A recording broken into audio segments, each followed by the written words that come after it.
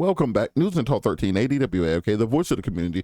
Amazingly good show, given the circumstances. I know most people don't do this when they're going to be out pre-record a show for you guys, but I think it's important that particularly on a week like this, where there's so many things going on, both domestically and internationally, that we make sure we get you guys fresh content. I'm sure you guys get tired of hearing best of and all those other things, so I want to try to reserve those and save those for only the most emergency situation. So if I have lead time and I'm able to just carve out some time to put something together, I'm gonna put something together for you guys to make sure that we're getting you fresh content. Also, for next week, as I said, I'm going to, if you get a best of next week, just know that I tried. So what I'm going to try to do is give you guys a preview of the documentary next week. So we're going to be doing interviews throughout the week. And if I can get those filmed and edited, how many D's are in edited? If I can get it filmed and chopped up and posted in time for you guys, we're going to play some of those things on the show next week, so you guys can get an idea of what we're doing while we're over in Europe, talking to the to people in Catalonia and in Corsica and some of these other regions about the situations they have going on there. As you heard from the news reports, these are serious situations, and these are serious questions of life, liberty, and the pursuit of happiness, and who exactly will be in control of the livelihoods of millions of people. So I think we have to start taking this conversation around reparations out of this kind of academic sphere, out of this idea that is just simply something that is on paper or something that's in books, talked about in coffee shops, etc. It has to turn into something where we are really fighting and we're ready to go to war and go to battle for what we believe in. Because when we see what's happening in other countries around the world, these folks ain't playing no more. These folks are ready, and we have to be just as ready.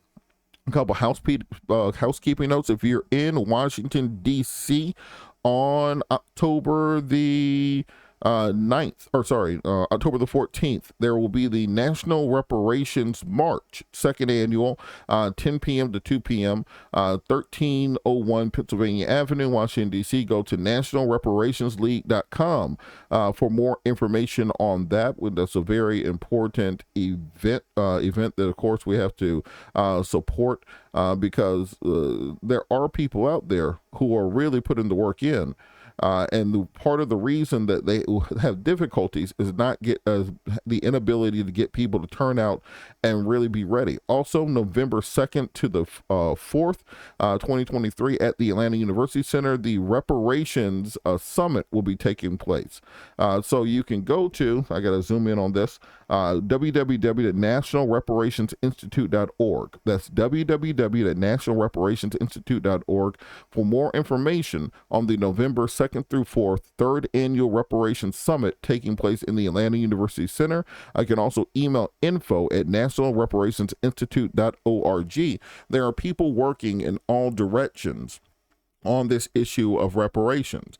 We have to ensure that, as we've seen with Congress, and as I've told you guys before, you only need 5 or 6 people to control Congress. You don't need no 500 people to be in control of things. You need 5 or 10 people who are dedicated.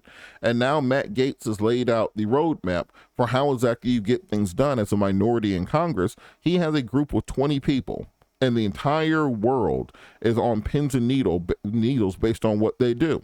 Well, Democrats, I hate to tell you, but now that we know that is what works, please believe the reparations ban is coming. We're going to be ready for a conversation.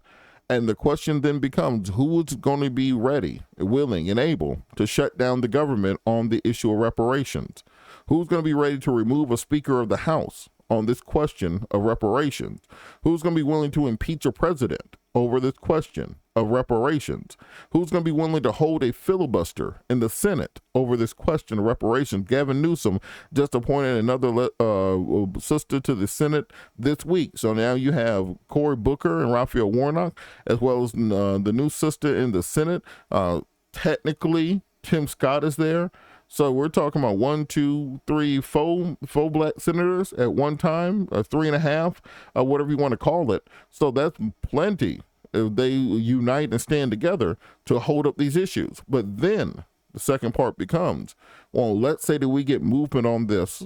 Are we ready for it as a community? Do we have a very clear concept of what we are asking for and what we are demanding? And what do we know victory will look like? Because you can look at any of the treaties that the quote unquote white man made with natives in the United States of America. They broke every single one of them. They say, if you just move over here across this river, we won't bother you no more. They'll come back later on that year and burn the whole village down. They'll do an entire Trail of Tears. And then once they put you on the Trail of Tears to Oklahoma, a couple years later, they decide they want Oklahoma. So they run you out of Oklahoma also. A lot of people don't know this, but the state of Oklahoma was initially a native state called Sequoia.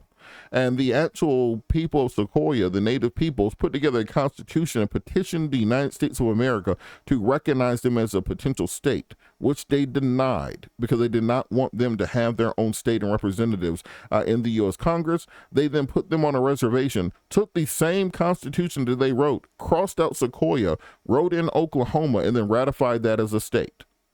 This is why it's so important to be ready and know everything that is coming at you and everything that can come at you.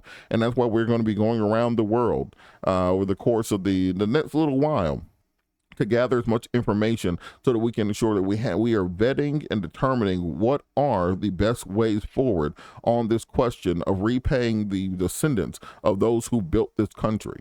If everyone else can have their conversations, we have to be laser focused in on our conversation here. And we've shown you both the good and the bad today. We've shown you places where it's succeeding and then places where it has gone apocalyptically bad. And we need to be ready for every actuality. The revolution is always the easy part.